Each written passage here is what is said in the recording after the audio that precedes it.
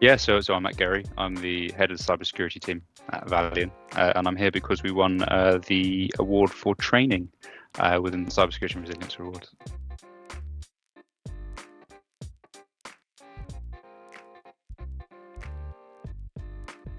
Could you provide an overview of a career journey that ultimately led to you becoming the head of cyber resilience at Evalian, along with a brief description and history of the business? Yeah, I suppose first things first, this team is now called Cybersecurity Team. We've condensed the two under me. I didn't start in technology. So I started out, I studied economics, business economics, actually, if it's going to be technical. I started my career in financial risk. Right. So, surprisingly, there's obviously going to be quite a lot of overlap between cybersecurity and any other sort of risk-facing role, right?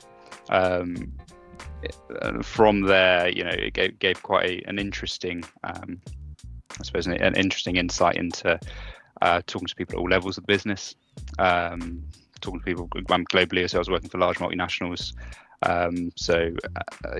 dealing with external partners.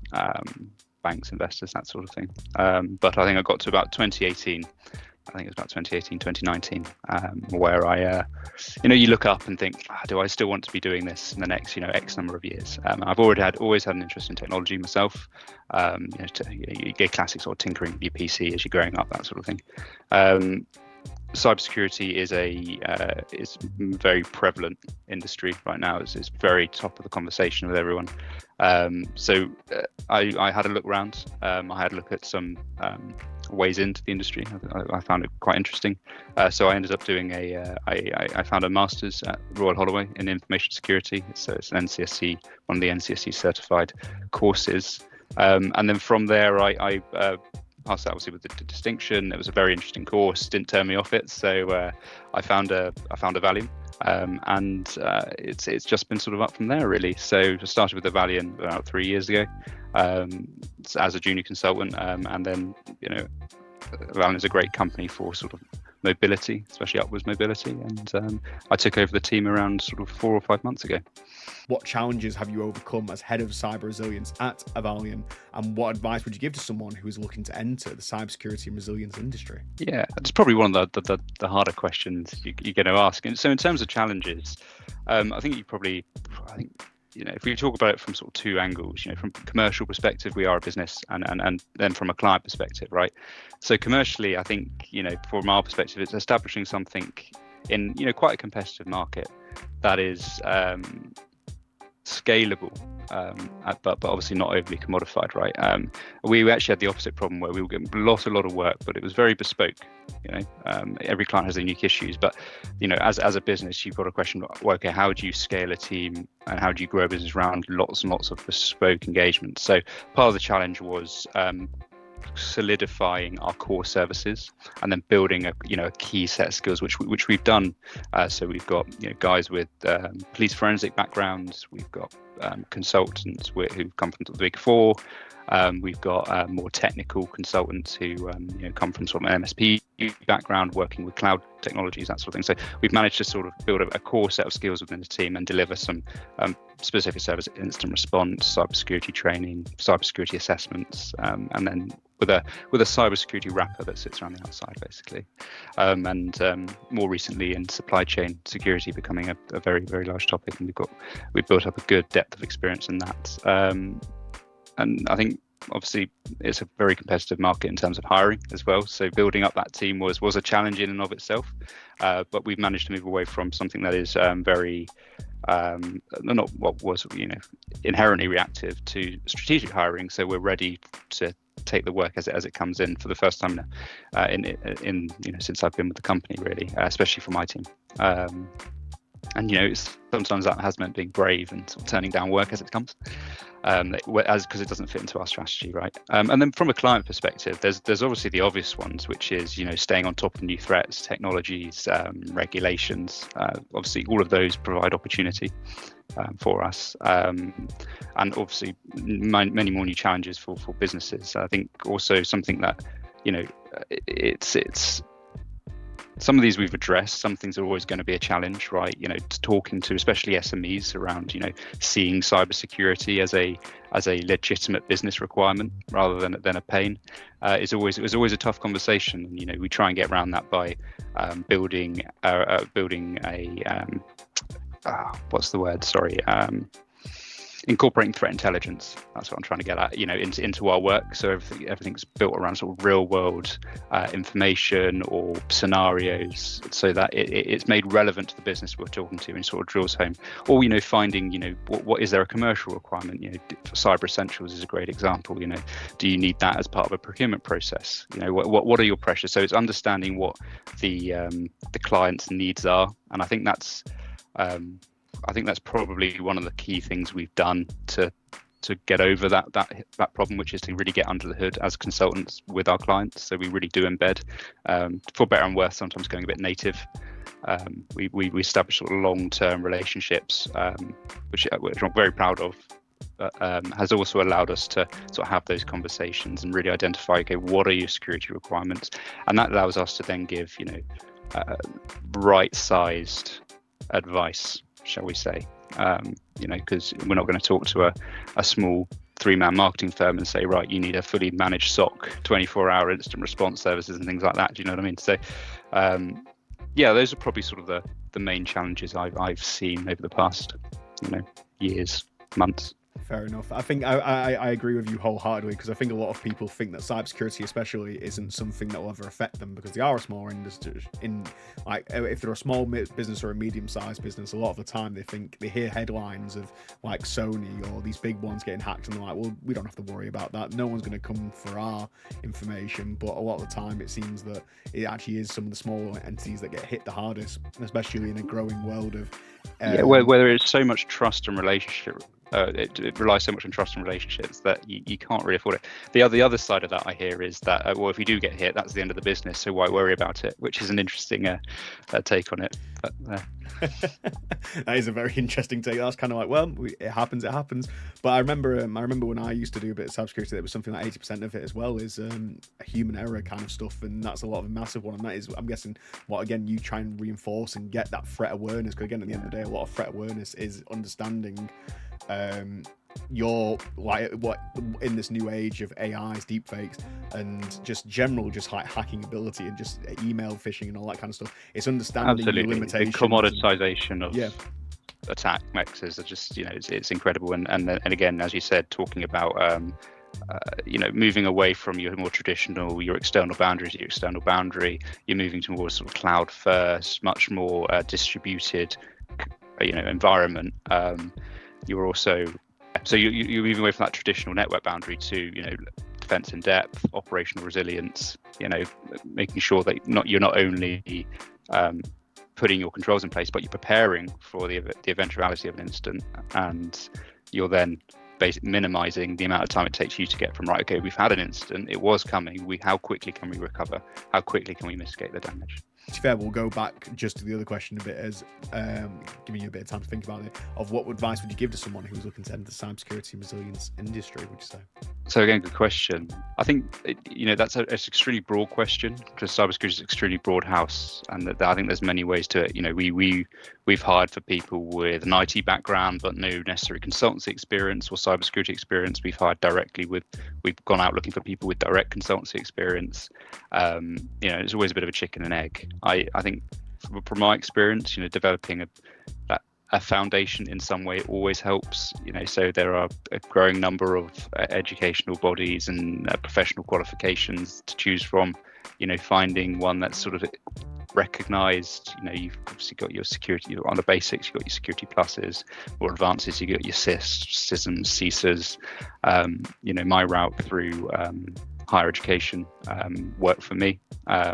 But at the same time, finding tech adjacent roles coming through a more tech background is obviously highly valuable. And what I say, it can be quite rare to find someone with both the technical experience and the maybe the softer skills as well. That especially around report writing, because they tend to not go hand in hand sometimes. What we'd also find is, or what I'd also probably say is, understand where you're interested in, or do a little bit of research, because we'll have, when I was hiring, I'd experience, pen testers going for a cybersecurity role, and I'd sit down and say, like, look, this is a cybersecurity role. We're very much governance, risk, and compliance focused here. You've spent countless hours on Hack the Box. Why are you interested in this role? And it turns out actually, they actually want to be a pen test, but they've seen cybersecurity and applied for that. So I think there's a case of sort of finding what you're interested in and narrowing down the jobs you go for, and finding out what the background of the people you have who already have those roles, and trying to replicate that.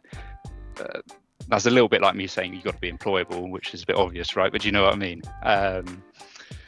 And I think don't forget your soft skills. I think I was lucky in that, going through university, going through work outside of the cybersecurity field, I had a lot of exposure of communication, report writing, email drafting. So, and that's helped me massively when talking to clients and speaking to clients, and when trying to explain concepts to clients.